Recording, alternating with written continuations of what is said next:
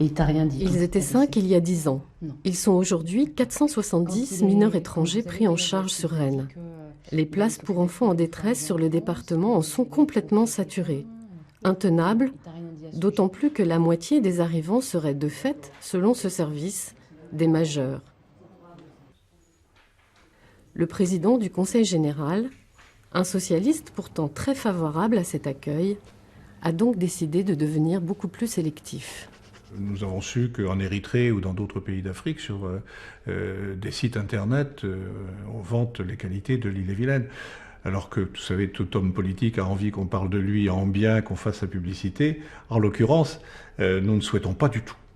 Nous souhaitons être en parfaite conformité, en parfait accord avec la morale qui est la nôtre, avec l'humanisme que nous voulons pratiquer, mais nous ne voudrions pas que ça se dise. Comment rester fidèle à des valeurs de gauche quand la misère grandit et frappe à la porte? Rennes s'interroge. En première ligne de la précarité, la maraude du 115 sillonne les rues tous les soirs. Au contact des SDF, des marginaux, mais aussi de plus en plus auprès des migrants.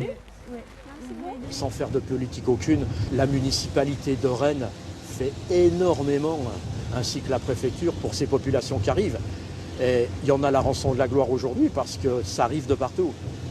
Et en population migrante sur Rennes, il y a beaucoup d'Europe de l'Est, des Tchétchènes en particulier, des Arméniens et une population d'Asie qui sont des Mongols.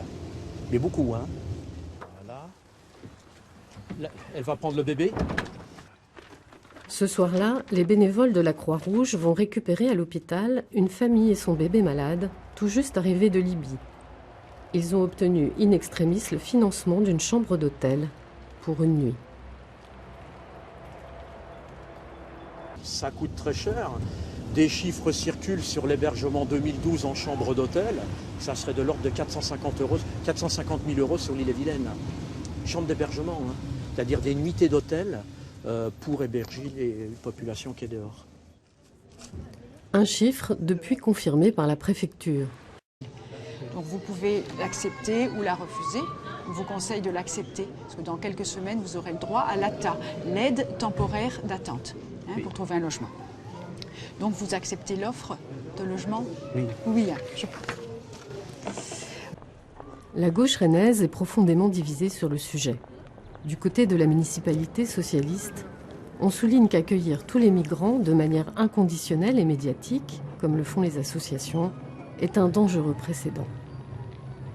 Plus on est investi sur cette question-là, plus on est en lien avec les personnes et plus on comprend quelles sont les situations et toutes ces situations différentes. Et effectivement, plus on perd de son...